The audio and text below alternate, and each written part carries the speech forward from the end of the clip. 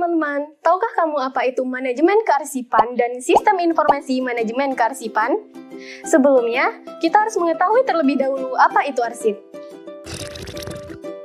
Menurut Undang-Undang Nomor 43 Tahun 2009 tentang kearsipan, arsip adalah rekaman kegiatan atau peristiwa dalam berbagai bentuk dan media sesuai dengan perkembangan teknologi informasi dan komunikasi yang dibuat dan diterima oleh lembaga negara, pemerintah daerah, lembaga pendidikan, perusahaan, organisasi politik, organisasi kemasyarakatan, dan perseorangan dalam pelaksanaan kehidupan bermasyarakat, berbangsa, dan bernegara.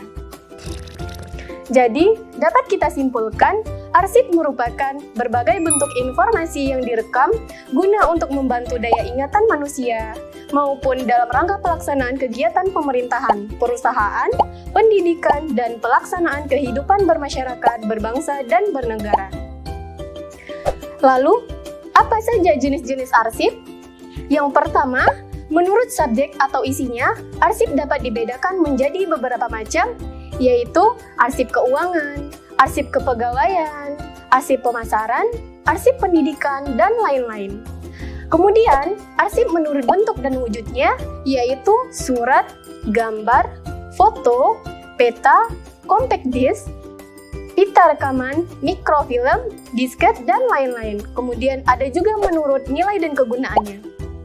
Yang pertama, arsip bernilai informasi, bernilai administrasi, bernilai hukum, bernilai sejarah, bernilai ilmiah, keuangan, dan bernilai pendidikan.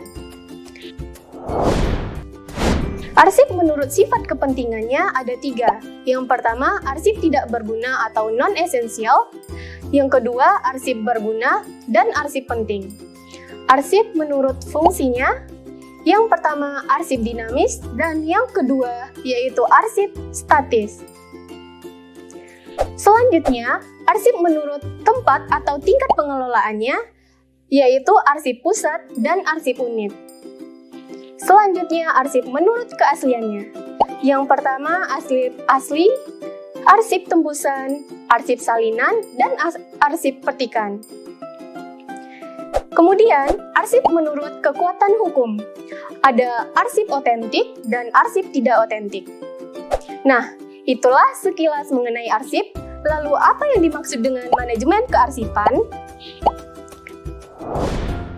Manajemen kearsipan adalah perencanaan, pengawasan, pengorganisasian, pelatihan, pengembangan, dan aktivitas manajerial lain yang ditujukan atas kegiatan penciptaan, pemeliharaan, penggunaan, dan penyusunan arsip dengan maksud untuk mencapai dokumentasi yang baik dan sesuai dengan kebijakan dan transaksi, kejadian, peristiwa, kegiatan yang real, dan manajemen operasi organisasi yang efektif dan ekonomis atau efisien.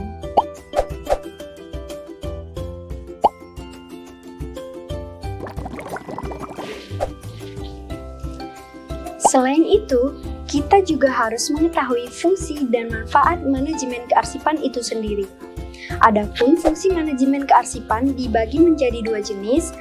Yang pertama, fungsi manajemen yang dimaksud yaitu perencanaan, pengorganisasian, strategy, pengarahan, pergerakan, dan pengawasan yang dilakukan terhadap fungsi-fungsi operasional kearsipan.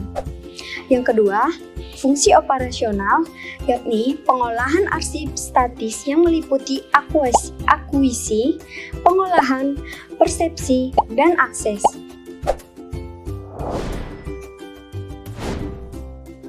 Manfaat dari manajemen kearsipan yang pertama, memudahkan dalam menyimpankan segala dokumen-dokumen yang penting. Yang kedua, memudahkan petugas kearsipan untuk menentukan kembali dokumen yang telah disimpan apabila dibutuhkan di kemudian hari. Yang ketiga, membantu petugas kearsipan dalam menangani dan mengontrol dokumen yang terlalu banyak dengan cara mengarsipkannya dan melakukan penyusutan serta pemusnahan sesuai dengan waktu yang sudah ditentukan. Nah, itu tadi sekilas materi mengenai manajemen kearsipan. Selanjutnya, kita akan membahas tentang sistem informasi manajemen kearsipan.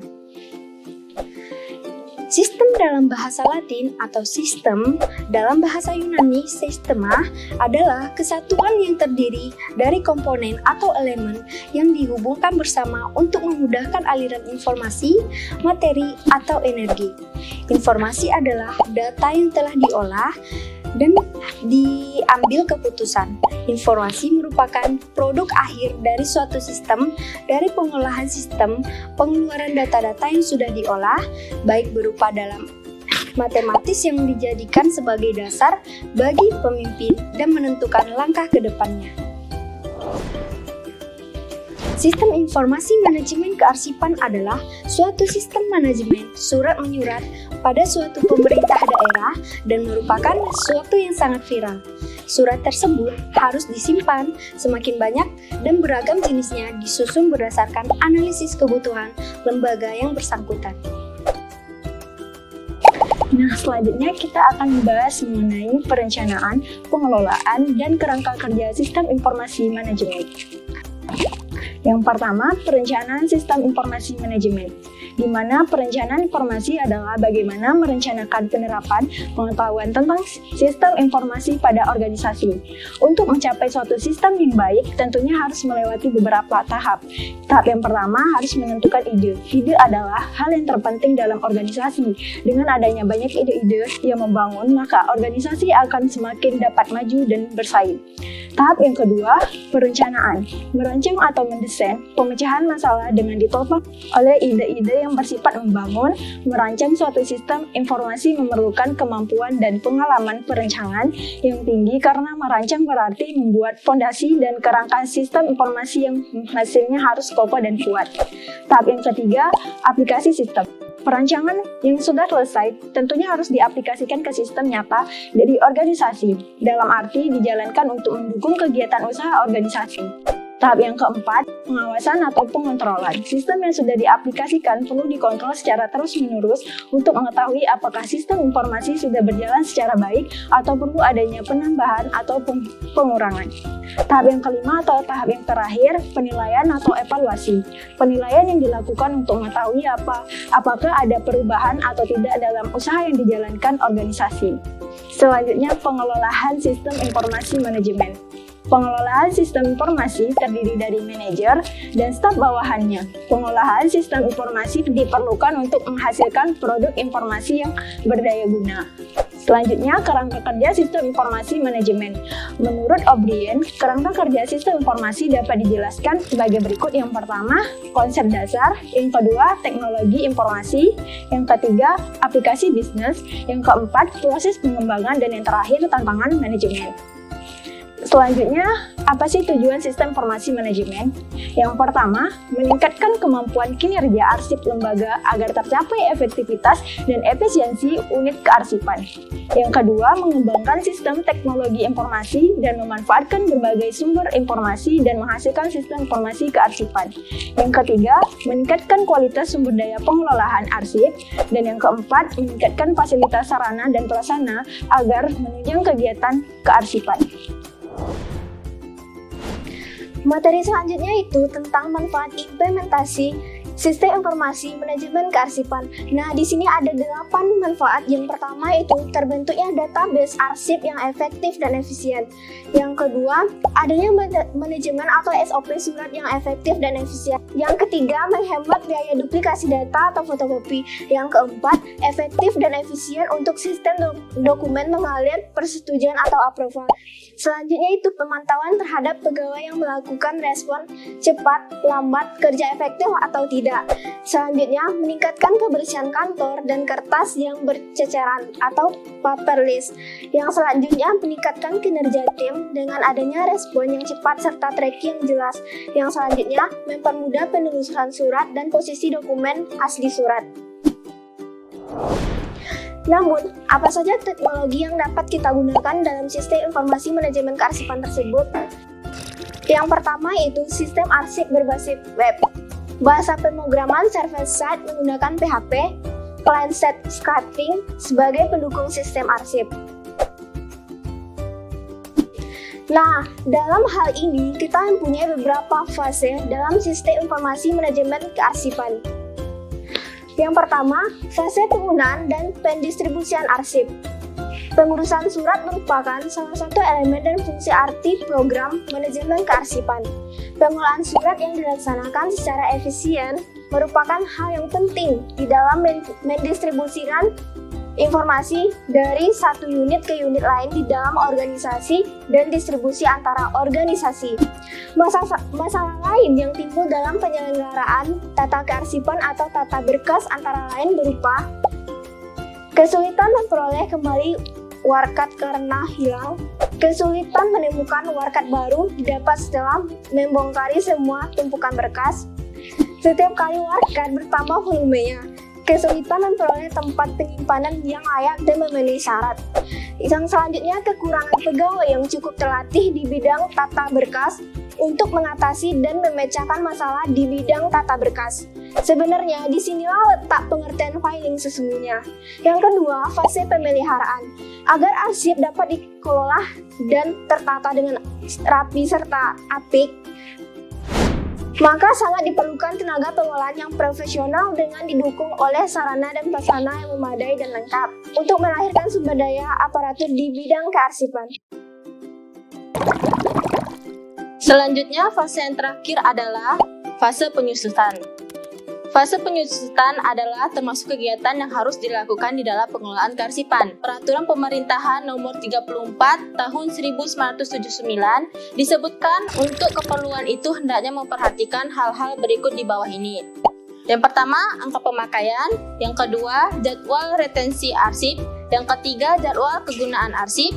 Yang keempat, pemindahan arsip. Dan yang kelima, pemusnahan arsip. Manfaat penyusutan yang konsisten di prosedural dapat menghemat ruang penyimpanan, peralatan kearsipan, tenaga, waktu, dan akhirnya akan tercapai penghematan biaya operasional. Dari pengertian penyusutan arsip tersebut, ada beberapa hal yang perlu dijelaskan lebih lanjut baik menyangkut komponen serta persyaratan yang perlu dipenuhi. Yang pertama yaitu memindahkan arsip, yang kedua yaitu memusnahkan arsip. Pelaksanaan pemusnahan arsip dapat dilakukan dengan cara yang pertama yaitu pembakaran arsip, yang kedua yaitu penghancuran dengan bahan kimia misalnya soda api, yang ketiga yaitu pencacahan arsip dengan mesin arsip. Dalam melakukan pemusnahan arsip dapat diperhatikan ketentuan yang berlaku yaitu yang pertama membuat daftar peralatan arsip yang akan dimusnahkan. Yang kedua, harus dibutuhkan berita acara pemusnahan. Yang ketiga, harus disaksikan oleh 2 orang pejabat uang yang berwenang. Ketiga, penyerahan arsip ke ANRI. Penyerahan arsip ke ANRI dilakukan arsip yang memiliki nilai guna sebagai bahan pertanggungjawaban nasional.